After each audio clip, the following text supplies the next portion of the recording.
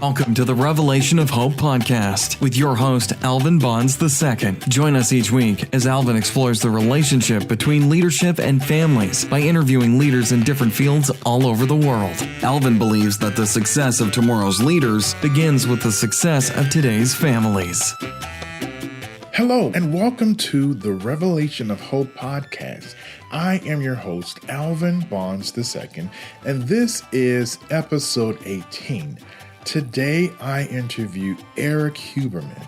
Before I get to that interview, I invite you to reflect on your family, specifically your childhood, and how your childhood or upbringing impacts or influences your adulthood, your life, your career, your family. And sometimes thinking about childhood can have mixed feelings for different people. It may be positive for some, it may be distressing for someone else. If you discover it becomes distressing for you, then don't. Stop. Don't think about it at all. Go on to something else. If you are able to, I invite you to reflect on it. And anyone who's listening and you discover thinking about or even reflecting on your childhood creates a feeling of distress or even panic, I definitely encourage you to reach out to a counselor, a therapist, someone. But it's important to note, every experiences in our childhood affects how we are as adults. It may be a positive experience as a child. It could be a negative experience. Regardless, it has an effect on us in our adulthood, in our marriages, in our relationships, in our families. If you were told not to talk when you were a child, you may be a quiet individual, or you may be the complete opposite as an adult and you talk all the time. Let's say you were someone who was encouraged to talk and to think about things and communicate those to your parents. You may be someone as an adult who is very comfortable expressing a difference of opinion to someone.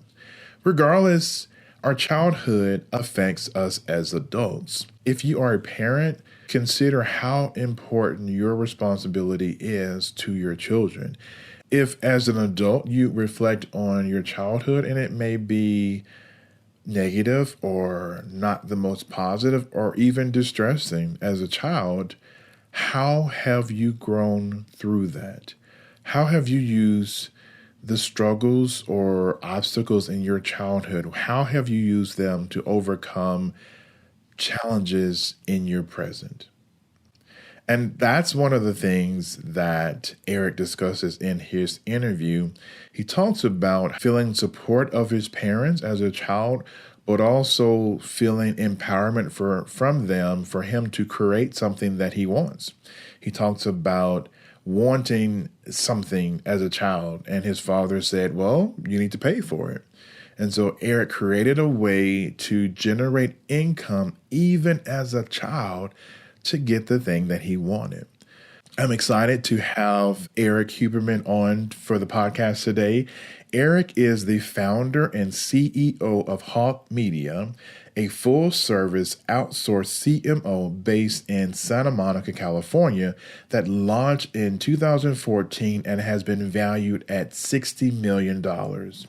In just 3 years, Hawke Media has grown from 7 to over 120 employees and has serviced 400 plus brands, including Raiden, Beautycon, Bottle Keeper, The Ridge Wallet, Red Bull, Verizon, HP, and so much more.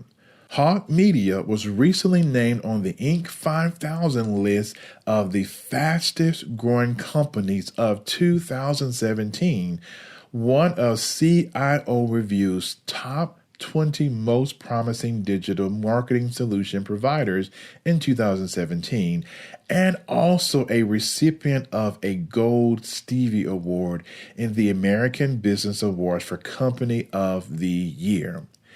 As a serial entrepreneur, Erik is a brand marketing expert and a sought-after thought leader in the world of digital marketing, entrepreneurship, sales, and business.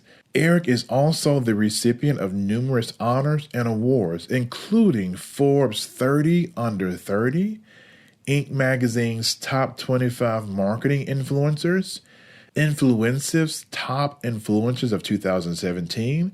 Erik is also a regular contributor to major media publications like Forbes, Entrepreneur, and Business Insider.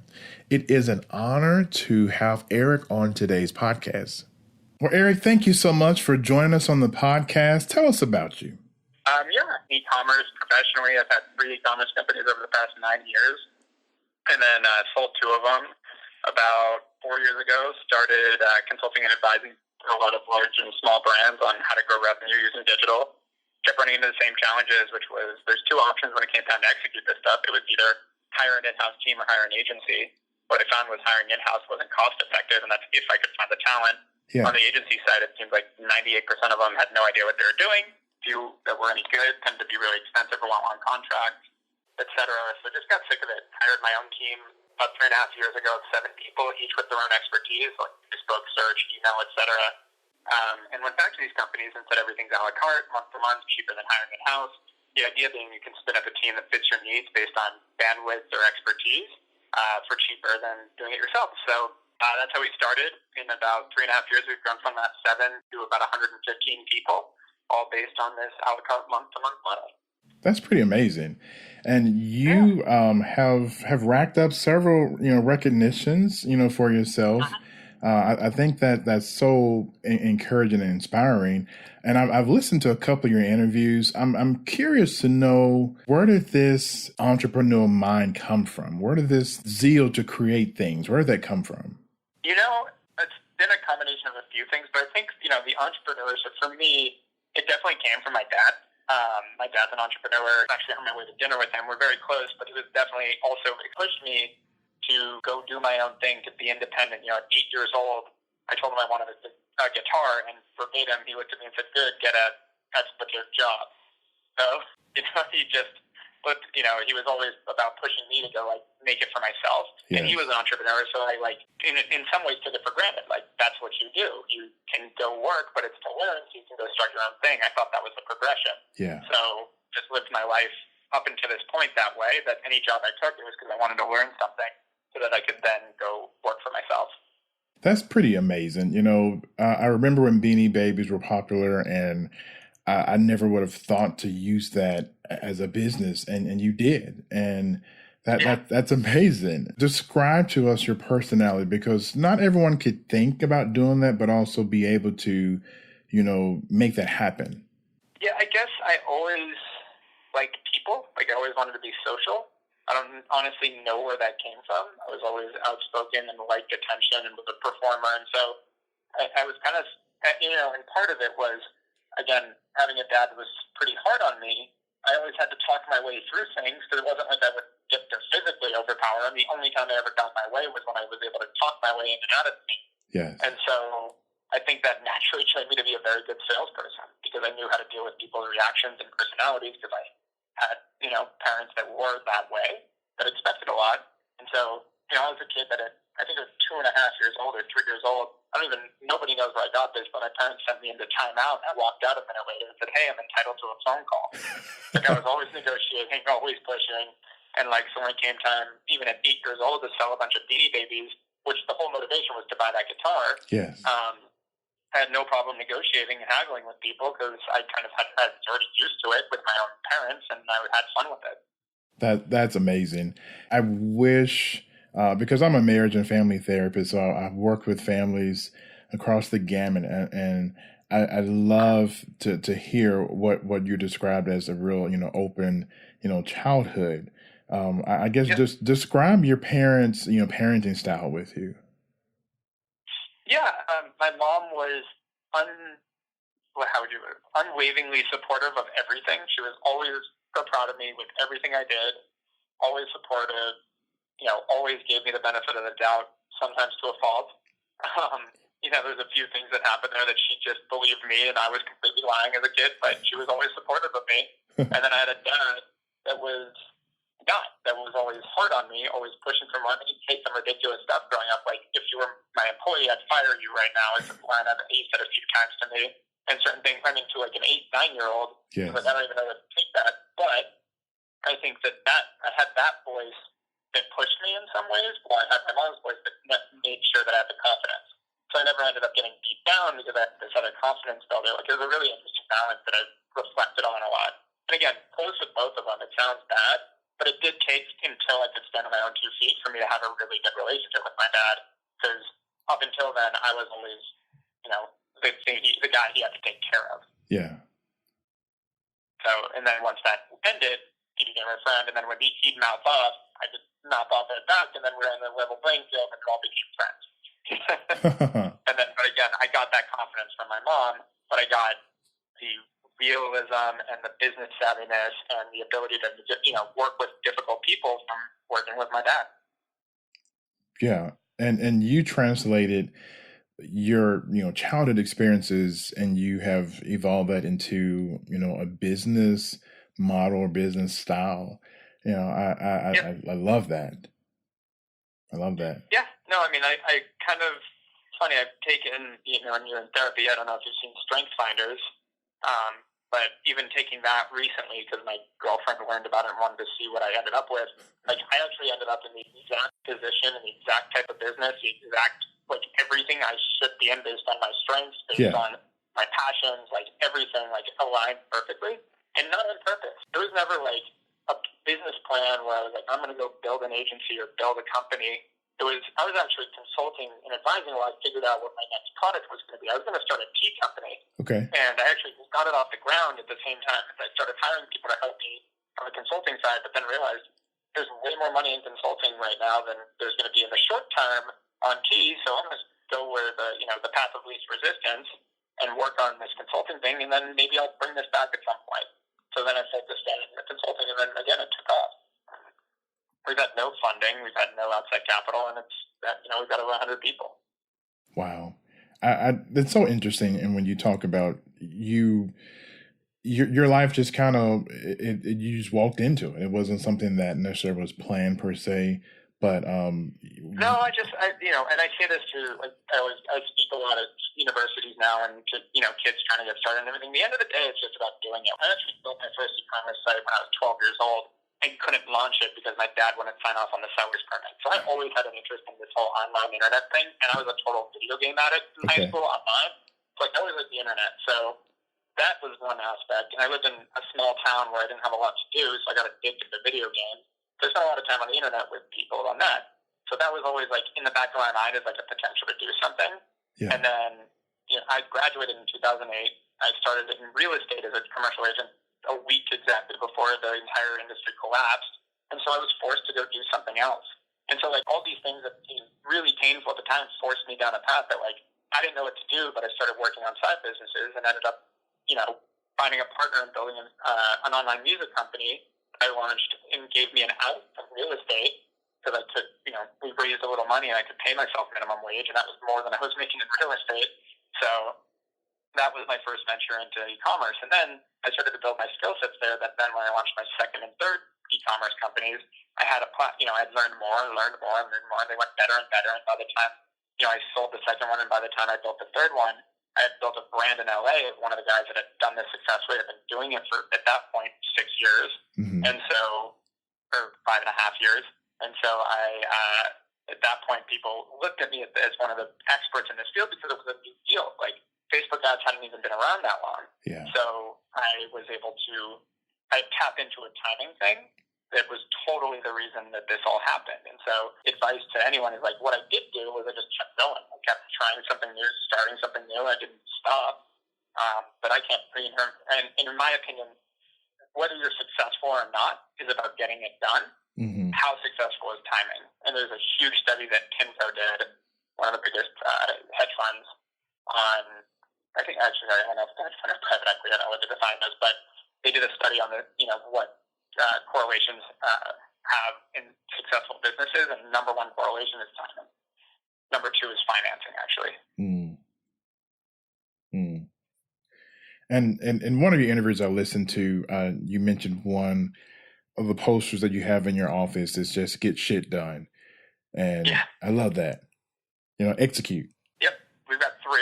One says get shit done. One says learn quickly, and the other one says be cool. Those are the three tenets. Like, we want people that are going to be doers, that are going to get shit done. We want people that are going to learn quickly and be smart and keep up and, able to move with the times, because that's our industry. And then the last one is be cool, because all of our people have to work with each other a lot, with their clients, with our partners. Like, they need to know how to have some EQ and work with people and be cool. It's not be cool like, throw on some sunglasses and a leather jacket and be the fun. It's be cool, like, just be someone I'd want to grab a beer with. Yes. You've mentioned about EQ. Tell us about that, because I don't know that a lot of people really understand that and know how to increase that in their lives. Yeah, emotional quota. I mean, everyone talks about IQ and intelligence quota, but at the end of the day, at the end of the day, it's what we want to see is that people that know how to read people, communicate with people, understand their emotions, have empathy, like, the way our people are working. Again, we're a business of people. We work with people. Our product are people, and so we need people to understand people. And so, for a multitude of reasons, as I was mentioning, like our whole hiring philosophy is around every one of our employees are forward facing. So our clients are going to judge us by our people, which is rightfully so, because that's what we're selling them. So These people need to be able to communicate well and put their best foot forward, because what I've learned and what's a common, almost cliche at this point that I've heard a lot is people are emotional creatures that use logic to justify their emotion. Yes. So if someone emotionally doesn't like our people, they'll find a logical reason why they shouldn't work with us. Yes. If they emotionally like our people, they're going to find a logical reason why they should work with us. Like we've learned over and over again, good communication and good relationships are what keep or don't keep clients, not performance, actually. Objective metrics, as much as we report against them and we're constantly transparent about them, that isn't what actually is the biggest indicator of success for the client. It's actually the relationship and the rapport, which comes from having EQ and knowing how to communicate with those people and knowing how to read them. Now, that also goes to our internal team, because our people are really important. And so we need to do a lot to keep them happy, because we spend a lot of money and a lot of time training people and bringing them up. And when they get good, we want to keep them, or it gets really expensive and it's really hard. And frankly, like, our whole goal here is to continue to build our people better and better and better, so that we get better and better as a company. Now, if they leave every time because they don't want to work with the people around them, we're not going to succeed. So we need to make sure that everyone gets along and everyone, enjoys it and has a good community, so that they want to stay. And by only hiring people with that EQ level and ability to communicate and ability to work with people, then they're all going to enjoy working with each other. So it's kind of a self-selecting thing. That's brilliant. And, as a therapist, every day I'm working with people and how to process their emotions and understand how their behaviors are connected to their emotions and feelings. And I think people need to hear how important understanding that is, and from a business standpoint. So I'm glad that's something that you value in your employees. Yeah, no, absolutely. I mean, that's, again, one of the three things. Now, we use really, layman's terms to qualify that, but sure. What we mean is we want people that are executors and know how to check things off. One of my favorite things about the Get Shit Done line was I actually watched my business partner. We do a Friday personal and professional development seminar every Friday. We call it Fuck You, at 9:30 to 10:30 every Friday. We bring guest speakers, etc. And the other day, my partner did it because he runs it a lot of the time. And he talked about the chair test. And he goes, he's leaning against a chair on wheels, and he's just leaning there, standing there, just to give like mental picture. And he goes, I'm thinking about moving the chair. I'm planning on moving the chair. I'm working on moving the chair. I have an idea of how I'm going to move the chair. I'm going to get to moving the chair. Or I moved the fucking chair, and then he slid it across the room. He's like, you get what get shit done is now? Like, yes. I got it done. I didn't think about it, I didn't plan it, I didn't work on it. I got it done. It's done. The chair's moved. And so, like, those kind of, like, articulating that. Same thing with, like, we put into layman's terms again because we wanted to articulate it in an easier way. But learn quickly, the idea is we want people that are, I mean, that's kind of straightforward, but we do want people that stay on top of the way times are changing. We have, like, influencer marketing as an example, is something that actually was a huge deal for 3 years, and now it's become, it's declining. We're seeing less budgets go to it. People are getting over it. The response and ROI from it's getting less. So that team has continued to start to, over the past 6 to 8 months, has been really studying up on content marketing, which has become more important. And we are, we've brought in some content experts to help them learn, but at the same time, these are people that we're going to probably have to cut part of our influencer team, or they're going to have to transition into another role, or help pivot into a different type of influence marketing. So we need people that can keep up. Then again, we say be cool, but what we mean is have high EQ. Right. I'm curious about your leadership style or your personal philosophy of leadership. Yeah. I would say I'm learning a lot about leadership. Even as much as it's like, wow, you have all these employees, it's, you must be a good leader. It's, I think it's a constant. I always like the comparison between a leader and a boss. Like, boss just orders people around and moves on. Leader actually leads by example. Yeah. And, there's a great, picture I've seen of, boss yelling at people to pull the rope, and the leader's the one pulling the rope at the end. I definitely try to set example. I work harder than anyone in our office. Sincerely, I don't think anyone would actually argue that. And I have more to benefit too, but if I'm going to ask other people to do things, I do too. Example I give is someone called us two Thanksgivings ago, and on Thanksgiving, and was like, I need desperately help. I need marketing. And I wasn't going to make my employees work on Thanksgiving, so I did. I'm going to be the one to sacrifice before I make, in an extreme way, before I make someone that works for me do it. But then I expect reciprocation sometimes when I need help. These guys, it's a give and take. And so, I try to keep a very open door. I try to be completely transparent. I try to not be greedy about things. I try to, we talk about it, kind of read this philosophy in our office a lot about, I never put my wants over someone's needs. Mm-hmm. Is kind of where that comes into play. Make sure that we set up things in a win-win scenario, and that, people enjoy coming to work. People can work their butt off. It doesn't have to be miserable. Yeah. If they want their feet up on a desk and they want to drink a beer, but they can get their work done, I don't care. If they want to come to work in their pajamas, don't care. And frankly, I've been judged by about 3 companies in the history of our company, and we've grown successfully about 550, and those 3 aren't doing so well. Yeah. They never worked with us because they came in and said it looks like, whether we've had lines either frat house, a bunch of kids, those kind of things. And I'm like, great, we're not the company for you. Best of luck. Mm. And it's also going to bat for your people. I've been very adamant about that. If we're in a situation where, and then clients being difficult and our employees having a tough time, I'll be logical about it. I'm not just going to tell a client off, but I'm also going to defend our people. I'm going to stand behind our people because that's what they look for. They want support. And the people appreciate that. Your employees see that, and they lean into you. And I had read an article last week, I think, talking about how Mark Zuckerberg dressed. And there was a meeting, I think he went to a politicians, or I think it may have been, some of the hurricane relief efforts. But, that's his style. And, he's still effective regardless of his dress. And that's the most important thing. You talked about being able to kind of talk your way through, things from a child. Did your dad intentionally kind of teach you about, business, or is this just something you just figured out on your own? Figured out on my own through osmosis. No, my dad it was always an argument. If I said something, my dad had a temper problem, and it was never violent or anything. I don't want to make this sound bigger than it is, but he did have a temper problem, and if I said something the wrong way, I'd get a different reaction. Sure. My dad was kind of reactive. So I've reflected a lot on this. So I'm trying to think of a good example of how, a hypothetical example, because I can't think of anything actual. But, if I said, can I get some ice cream? He'd be like, are you ordering me? Versus Dad, may I please have some ice cream? Or I said, hey, can I get some ice cream, please? Or something like those difference in words. Yes. So get versus have would be are you ordering me around? Who the hell did you know? Yes. Excuse me, what did you just say to me? That kind of thing. Just slight uses of words with him, I'd actually get a different reaction from him. It's kind of fun to know that this is where it came from. Because now, when it comes to sales calls, when it comes to how we mostly sales more than anything, I'll even listen to our sales people's calls and be like, you said this versus this. You understand how this can be construed as this. Their tone is slightly off. Same thing with emails.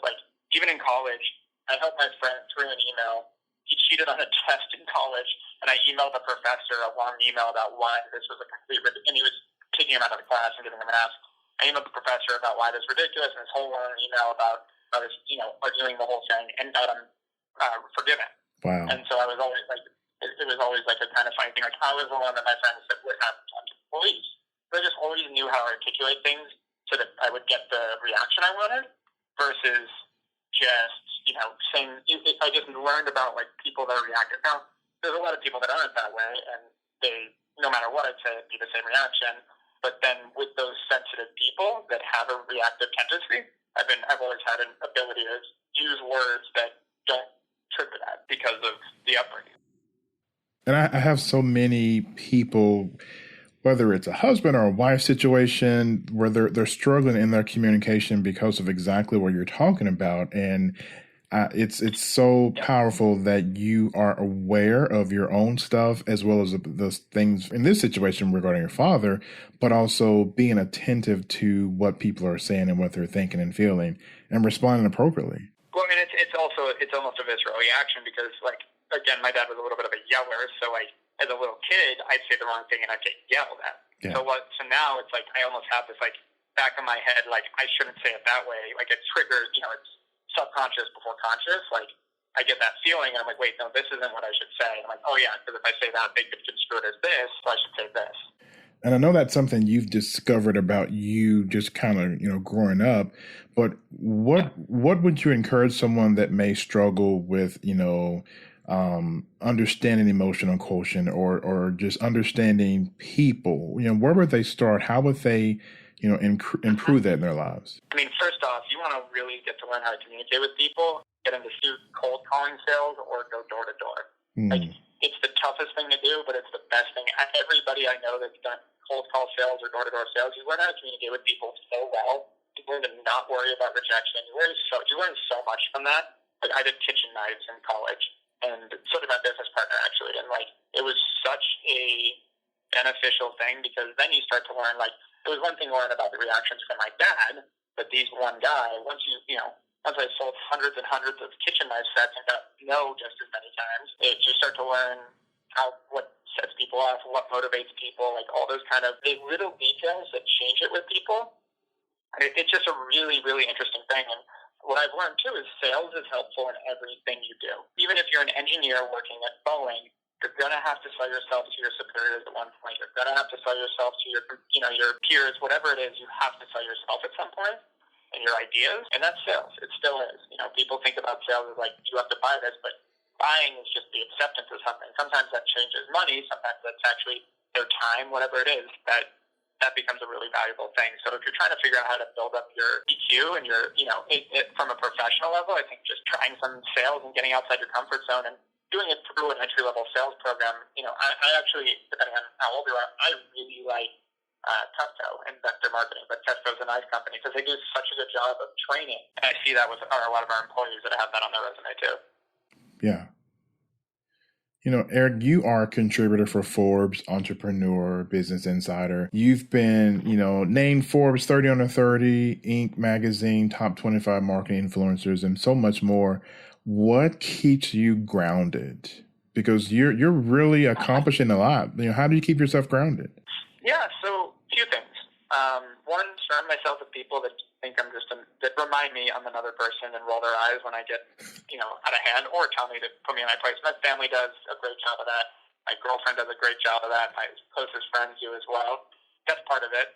And then I also surround myself with people that are much better than me at everything. So that it's like, if I hung out with a bunch of people that weren't pursuing anything in life, that just, hung out with me and, hung on to me and just, I built that surrounding and a bunch of yes men. Yeah. I think it'd be really difficult, but I don't enjoy it. It's not just it's not a conscious avoidance either. It's both. It's like, I like people that tell me how it is, that put me in my place, that correct me. I tell my employees to do it. And at the end of the day, I truly, truly, truly believe that I am this successful because of timing. I think that I worked hard. I'm decently smart. None of that is, I don't think myself any better than a lot of our society. It's just that I happened to step into something at the right time. Again, it was 9 years of focusing on an industry that happened to take off at the right times in the right ways, and a community in LA, a tech community that blew up in the past few years with me being one of the top e-commerce people by brand. And then I really jumped on it and got the right advice and got the right connections and the ton of people that helped me along the way. and all of it, it wasn't me. You know what I mean? Like I went, walked, many people opened the door. I walked through it. So in terms of being grounded, I just don't think that it was like I'm some gifted human being. I think that I just was given tons of different opportunities across my entire life. And so I feel fortunate, not good. And then at the same time, every time even if I'm joking around and get cocky at any point, I'm called out by a couple dozen people that I keep closest to me. Yeah. And Erik, if you don't mind, just take a moment and share with us about failure, because some of the people that I work with, whether it's doubt, whether it's, a mental health issue, depression, what, helps you keep moving forward? What helps you keep driving and pushing yourself? Yeah, I just don't let myself go there. I mean, sincerely, like I say this all the time, but it's like happiness comes from the inside. Like in terms of depression, and I don't want to speak to the chemical and actual disorder. I don't know. I'm not an expert on that side. But what I do know is I've had situations where I've gotten down on myself, where I haven't hit goals that I've set for myself, that I felt like depression coming on, and I literally consciously shake it off and go, "What am I doing?" I give myself a reminder of where I am, and I've had points where my first company didn't take off. I ended up hiring. It was profitable, but barely. I was making minimum wage in Santa Monica, which meant I was in a lot of debt, and I left to start another company, but I had no money coming in. The second company didn't have any money coming in yet. I was living, I was on $25,000 in credit card debt, wasn't making any money. I literally would hit the last week of every month and have to figure out how I was going to eat, because my credit card would be maxed out again, because I made minimum payments on it every month. Yeah. And it'd be maxed out again. Wasn't sure. I had no cash. So it's like this constant, scrounging in my cupboard to put ketchup on a piece of bread with some cheese. That was what I was living like for a little while. But it never and I was like, well, I'm going to struggle through this. And I will always I had the benefit that if things got really bad, I do have parents that I could have fallen back on. And I do, but I believe that that's, a good half of our country has that as well, if not more. Yeah. So I don't think that differentiates me with anyone else. I'm sure if I wouldn't have been homeless, but my parents were going to make sure that I just barely wasn't. They weren't going to give me any leg up unless I absolutely I was in danger. Yeah. So, and I never wanted it. That was part of it too, is I was determined to do this on my own, which is a luxury in a sense. So back to that point of how do I keep going? It was just, I never overthought it. I never thought, I never allowed myself to be down on myself. It was just the moment and I've had a few really, really stressful, periods in there. After my second company sold, all that did was, with my second company, was pay off the debt from the first company in real estate. So then I was at break even, Yeah. but then I didn't have a job or anything else to step into for or a company or anything or any income. And so then I'm sitting there running into debt again, trying to figure out what the hell I'm going to do. It was just always all right, well, let's do it. It's I always looked at things as challenges, not problems. It's these are things to overcome. And I don't know if it comes from my video game days or something, but I always kind of enjoyed it. All right, even now with our business, it's doing well, but there's always challenges. There's always something new to work on. And I always focus on those, but from a standpoint of my time and my energy, not my emotional health. I try to keep myself super objective with it and not let it affect that. And I actually walked into my house yesterday listening to my girlfriend talk to one of our good friends in New York on the phone, and they were literally talking about me and how I just seem to create my own happiness. If I like something, I'm going to go do it. And it's not a financial thing. It's not that I spend a lot of money, but I remember that in 8th grade I liked unicycling, so I went and picked up a unicycle and started unicycling again. Goofy as shit, but I had a lot of fun doing it. I don't really let anything hold me back on if I think something sounds fun or it's going to make me happy, I'm going to go do it. And if something makes me miserable, I'm not going to. And it all comes from one specific thing, which is there was a line that I was told when I was in college, standing in line at In-N-Out. I've kept this phrase forever. And I was telling the guy about the In-N-Out menu, which, by the way, my first beef I ever ate was at 11 years old. I was taken to In-N-Out because my mom it's still a super health nut. Yeah. And my best friend's dad asked me about In-N-Out. I told him I hadn't had it, and he told me to get in the damn car, we're going. So that was the first time I ever ate beef. So when it opened in Tucson at my college, I had to go, and the line was 6 hours long the first few days and then dropped to like 45 minutes. That's when I went. So I'm standing in this long line. Guy in front of me goes, "What's the deal here?" And I start telling him about all the secret things on the menu. And then I get to protein style. And he goes, "What's protein style?" I'm like, "It's kind of healthy." And he just stops right there and goes, "Healthy?" Like, listen, I'm a rescue pilot. And let me tell you something about healthy. Life's too short and death's too long. I bet you some people in the Titanic pass up dessert. And that didn't mean to me like, okay, I got to eat dessert every time I go out. But what it did mean to me is I really took that life's too short, death's too long thing seriously. Like, you only get one shot at this. Are you going to spend time wallowing about the hardships of life, or are you going to enjoy every bit you can and shrug off the bad stuff and work through it? Because what else do you have? Like, that's always been my view on that side of things. Yes. I love the metaphor you used about life being like a video game. I think that's really encouraging because, you keep getting lives and you can start over and you can, try that again. So I love that. Especially in professional. Like, there's some personal stuff that you can't really start over. Like, there's some mistakes you can make. But of course, your professional career, like, it's just, if you're not happy, like, that's the thing. It's like, I can tell you right now, like, running a business is hard. It is grueling. It never ends. I'm going to dinner with my dad right now, as mentioned, and then I'm going to go home and answer 100 and something emails because I'm going to keep up. Like, it's just, that's the name of running a successful business. You're going to work your butt off. And if you don't like it, you're going to drive yourself crazy and be depressed. Yes. So, and that's another thing is, like, I do see that happen with a lot of this entrepreneurship thing. Like, especially entrepreneurship, you never get to leave. You never get out of it. If you're being an entrepreneur because you think it's sexy or cool, that's what you're supposed to do, you're going to be miserable. You have to do it because you actually truly want to do it because you truly love it. Because if you don't, it's just going to kill you. And it has. I mean, it's taken lives. People have gone into entrepreneurship that obviously they shouldn't have. Because if like the failures in entrepreneurship and everything cause you to actually go into depression, you probably shouldn't, because you could go work a job, make great money, and save your mental health. Yes. You're right. Yeah. It's become sexy since the Social Network movie came out. It's like, we feel like that was the exact time that it happened. Yeah. Being an entrepreneur became sexy versus just something people did sometimes. And it's the same as the music industry was before that, or the movie industry. It's like everyone's got a startup instead of everyone being a producer. You're right. And it's like, the difference is starting a company versus being a music producer or a movie producer. Like that, you just may not make any money. But starting a company, like, you're going to drive yourself crazy unless you love it. And that's something I've just seen with a lot of my community. Is like the guys that love getting up and going to work. They find that there's no work-life balance. They just melt into each other, and your friends are the people you work with, and like you just love communicating, like being a part of all of it. There's a whole group like that. That's where it works.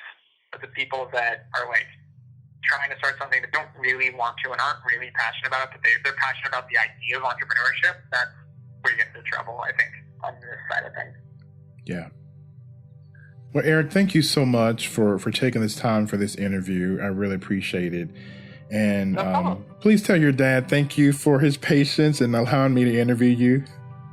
No problem. Thank you so much for listening to this podcast. Please be sure to subscribe, as well as providing a rating and review. Every week, I will interview a different leader and invite them to share with us their views and perspective on the relationship between leadership and family. Be sure to visit my website. It's www.alvinbonds2nd.com. That's ALVINBONDSII.com. Have a great day.